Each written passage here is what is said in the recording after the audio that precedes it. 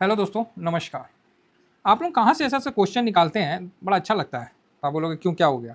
नहीं, कुछ लोग बोल रहे थे कि सर हम लोग जो ब्रॉडर मार्केट आप बोलते हैं, उसमें mid cap, small cap, next 50, उसके बाद मिड कैप 150, ये क्या चक्कर है? किस-किस को कवर करें और कहाँ तक कवर करें? तो बात तो सही है भाई। तो भाई मेरा तो एक ही बस उद्देश्य है कि किस-किस को कवर करें, सबको कवर करिए। जहाँ से पैसा बने उस सब को कवर करिए, उसमें थोड़ा भी संकोच मत करिए। मेरा तो अपना ये मानना है, ठीक है? जहाँ पैसा बने, आप ही मेरे को बताइए एनएससी का कोई ईटीएफ जहाँ बढ़िया से मतलब प्रिंसिपल डूबने का रिस्क ना, स्टॉक नहीं सर। स्टॉक में हम लोग ऑलरेडी खूब ले रखे हैं। स्टॉक नहीं, हम इंडेक्स में रहने वाले लोग हैं, क्योंकि स्टॉक में पैसे का मूवमेंट और इंडेक्स में पैसे का मूवमेंट में बहुत अंतर हो जाता है। कोई भी आदमी से पूछिएगा ना कि कितना को स्टॉक लेना चाहिए, तो वो बोलेगा कि कम से कम एटलीस्ट 40 स्टॉक तो लेना ही चाहिए। अब 40 स्टॉक में पैसे का वो फ्लो आप नहीं बना सकते हैं, स्विंग वो फ्लो से नहीं कर सकते हैं जो ईटीएफ में करिएगा। अब मेरे को बोलिएगा तो हम बोलेंगे जितना अमाउंट है ना, मान लीजिए कितना अमाउंट है, 15 CR, 15 CR हम 15 ईटीएफ में आराम से स्विंग कर लेंगे, 20 ईटीएफ में आराम से इनफ हो जाता है। मतलब 15-20 ईटीएफ में आप आराम से मतलब और बड़ा बड़ा लॉट के साथ आराम से आप मस्ती से काम कर सकते हैं। तो ये अंतर है कॉन्फिडेंस में। चलिए, और स्टॉक में कितना करिएगा?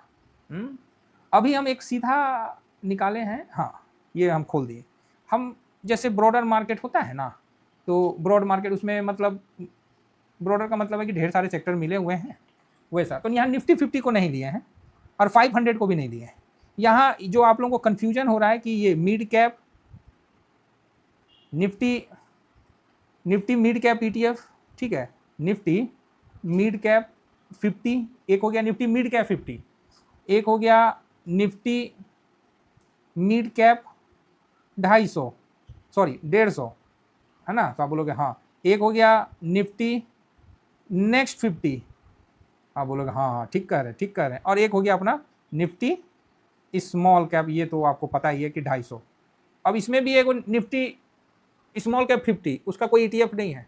जो स्मॉल कैप है वो है 150 में 50 को कवर करता है, वो सब चक्कर में नहीं पड़ने का, ठीक है? अब इन सबको कवर करना है कि इसमें से कुछ को नहीं करना है, तो मैं तो सबको कवर नहीं करता हूँ।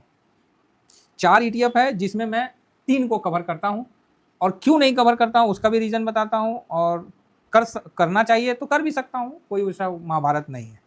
तो पहला कि निफ्टी मिड कैप 50, इसमें क्या है कि मिड कैप वाले 50 स्टॉक आएंगे। तो आप बोलिएगा तो निफ्टी नेक्स्ट 50 क्या है? निफ्टी नेक्स्ट 50 है कि निफ्टी 50 के बाद लार्ज कैप, मिड कैप, जो भी मार्केट कैप के हिसाब नेक्स्ट 50 है। मतलब 100 में 51 से 9900 तक जो स्टॉक आता है मार्केट कैप के हिसाब से, वो आ जाता है निफ्टी नेक्स्ट 50।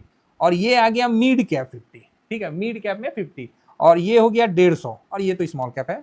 तो यहाँ मैंने क्या किया, सबका यहाँ लगा दिया कि चल भाई सब यहाँ आ जाता है, जहाँ हम देख लेंगे। तो 5 दिन में रिटर्न देखिए, ये मिड कैप है जो निफ्टी 50 मिड कैप, ये भैया 5.91 का रिटर्न दिया है। अब उसी तरह मिड कैप ईटीएफ ये 150 है, ये 5.88 दिया है। तो कोई ज़्यादा डिफरेंस नहीं लगा, है ना? थोड़ा मोड़ा ही डिफरेंस है। तो आप बोलिएगा हाँ। और उसी जगह निफ्टी जूनियर भी ये उससे बेटर रिटर्न दिया, आप बोलिएगा हाँ ये ठीक है। अब स्मॉल कैप वो तो और बढ़िया दिया 5 दिन में, आप बोलिएगा ना ना ठीक है कह रहे हैं। अब यही चीज़ आप एक दिन में देखिएगा तो वो भी आपको देखने को मिल जाएगा। तो यहाँ स्मॉल कैप ज़्यादा दिया है, फिर नेक्स्ट 50 है, और 150 कम दिया है, मिड कैप ज़्यादा दिया है 50। तो ये चीज़ है 4 ईटीएफ का। तो अब इसमें काम कैसे करना है, अब हम आपको थोड़ा सा चार्ट के माध्यम से दिखाते हैं। रंग में कंफ्यूज मत होइएगा, ब्राउन जो डार्क ब्राउन है वो जूनियर है, जो हल्का ब्राउन है वो मिड कैप 50 है। फिलहाल 5 दिन में तो आपको मैंने दिखा दिया, बढ़िया है ना? और एक महीना में देखिए, तो एक महीना में भाई नीचे से तो आया है, बढ़िया आया है जी। नीचे भी गया था 5%, वहाँ से रिकवर होकर आया, तो कम थोड़ी आया, बढ़िया आया है। तो जो रिकवरी आया है उसमें आप देखिए कि निफ्टी मिड कैप 8.96, और निफ्टी मिड कैप ईटीएफ 150 वाला ये भी 8.17, स्मॉल कैप तो 10.14 है, तो इसका तो कोई मतलब भी नहीं है, तो ऊपर ही है। ये HDFC SML है। और यहाँ लार्ज कैप जो मतलब जो भी है लार्ज कैप और जो भी कैपिटल मार्केट के हिसाब से जो जूनियर है वो 8.19, मतलब 8 का ही सब खाना है ना? तो चलिए, अच्छा रिटर्न देखने को मिला। अब 6 मंथ में देख लेते हैं। तो ये डार्क जो ब्लू है गिरने में, वो है स्मॉल कैप का, तो गिरावट में वो बढ़िया गिरा है। अब जब रिकवरी का देखते हैं तो ब्लू वाला मिड कैप बढ़िया दिख रहा है। ये है कोटेक निफ्टी का। कोटेक वाले तो ऐसे भी खतरनाक खतरनाक ईटीएफ लॉन्च करते हैं। कोटेक और मेरे एसेस, इन दोनों ने ना ईटीएफ की दुनिया में ना 4 चांद लगा दिया। इनसे मेरा आग्रह है बंधु, अगर गलती से सुन लिए ना तो रिवर्स ईटीएफ भी लेके आ जाओ। और जो क्रिप्टो वाला ईटीएफ अगर आ गया तो और बढ़िया है ना। एक रिवर्स ईटीएफ बहुत जरूरी है हमारे मार्केट के लिए। बाकी अब कुछ नहीं, बहुत ईटीएफ हो गया है ना, बहुत ईटीएफ हो गया। अब आप खाली रिवर्स ईटीएफ एक ले आओ, हमारे तरफ से काम खत्म। नेक्स्ट, यहाँ पर ही आप देख सकते हैं कि 6 महीना में मिड कैप 2.23 और 150 वाला मिड कैप ईटीएफ 1.44। और ठीक है, ये स्मॉल कैप तो गिरा हुआ है, तो यहाँ ये दिख रहा है। चल भाई, अब जनवरी से ले लेते हैं। देखिए जनवरी से, तो जब जनवरी से लिए तो यहाँ गिरावट में मिड कैप जो 50 है ये ज़्यादा जोर मारा गिरने में। क्या क्या स्टॉक आता है हम बता देंगे। और जो 150 वाला है इतनी कम जोर मारा। और स्मॉल कैप भी, स्मॉल कैप तो ऑलरेडी गिरा हुआ है, ये क्या बोलेगा। और यहाँ जूनियर भी लार्ज कैप वाला ये मजबूत रहा है, ठीक है, ड्यूरिंग दिस ईयर में, तो बढ़िया है ना। अब आते हैं 1 साल में, तो 1 साल में गिरते पड़ते किसने क्या रिटर्न दिया है वो भी देखते हैं। तो यहाँ मिड कैप जो है वो 16% का रिटर्न 15.93 है ना। और ये भी 14% का रिटर्न, मतलब इससे 2% मोटा मोटी रिटर्न ज़्यादा दिया है मिड कैप 50 ने। अब यहाँ जूनियर भी डाउन हो गया। स्मॉल कैप अभी तो चलना ही स्टार्ट हुआ है, तो ये भी भागेगा, तो इसको आप ध्यान में रख के सकते हैं साल भर में, ठीक है, तो अच्छा है। और 5 ईयर्स का तो मतलब नहीं है, क्योंकि उतना तो है ही नहीं, ये सब तो अभी आपको आया ही है। तो एक चीज़ तो यहाँ क्लियर हुआ कि जब मार्केट घुमा और अभी ये ऊपर मार्केट जाएगा, तो यहाँ मिड कैप 50 आपको अच्छा रिटर्न बना के देने का दमखम रखता है। तेजी के मार्केट में बढ़िया रिटर्न बनाने का दमखम रखता है।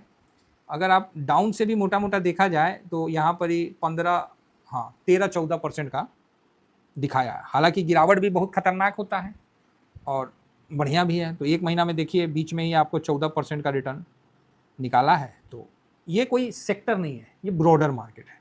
इसमें जो कोटेक का है, इसमें जो आते हैं स्टॉक, उसको आप देखिए 50 में, तो काफ़ी आपको पसंद आएगा।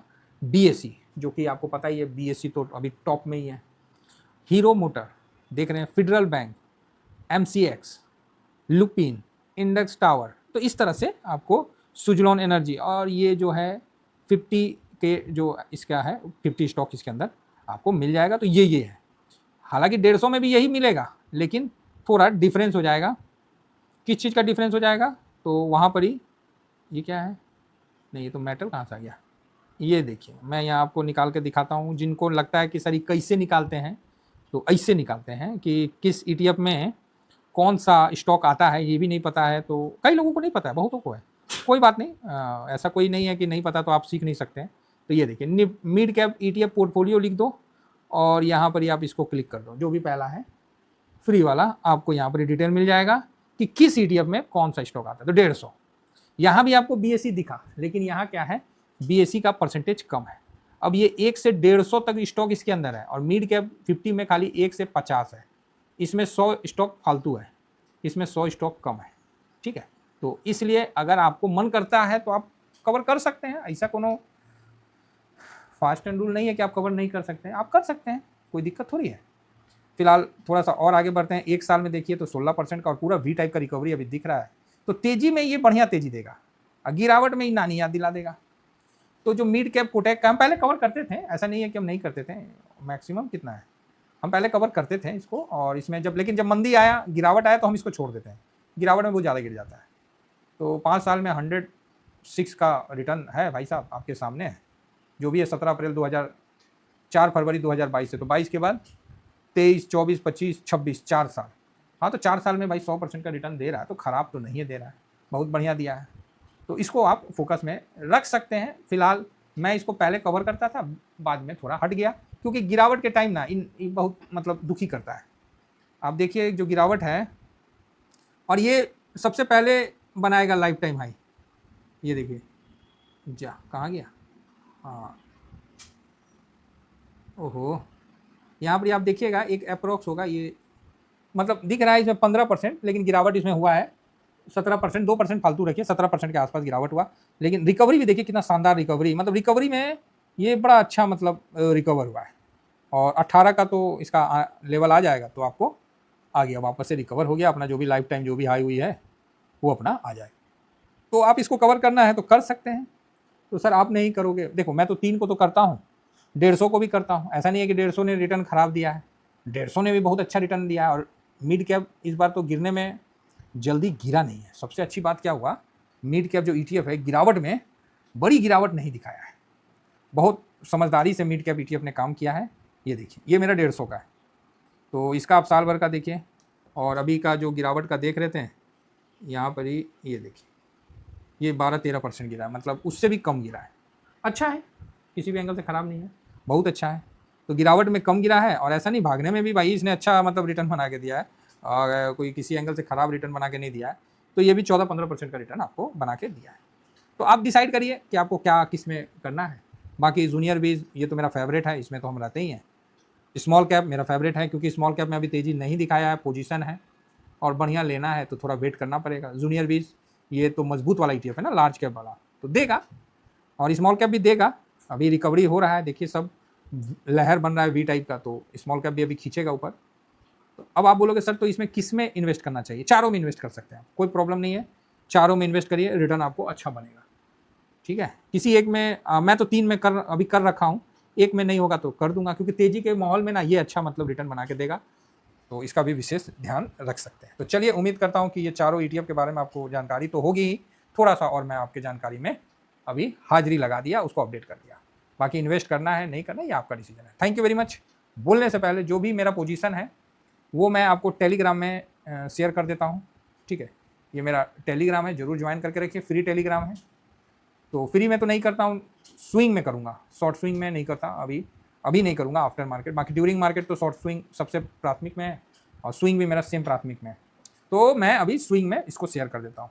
ठीक है, जिससे क्या होगा कि आपको भी पता चलेगा कि हाँ भाई मैंने भी खरीदा है, मैंने भी होल्ड कर रखा है, चाहे मैंने भी प्रॉफिट बुक किया होगा, जो भी है। Thank you very much. जय हिंद, जय भारत।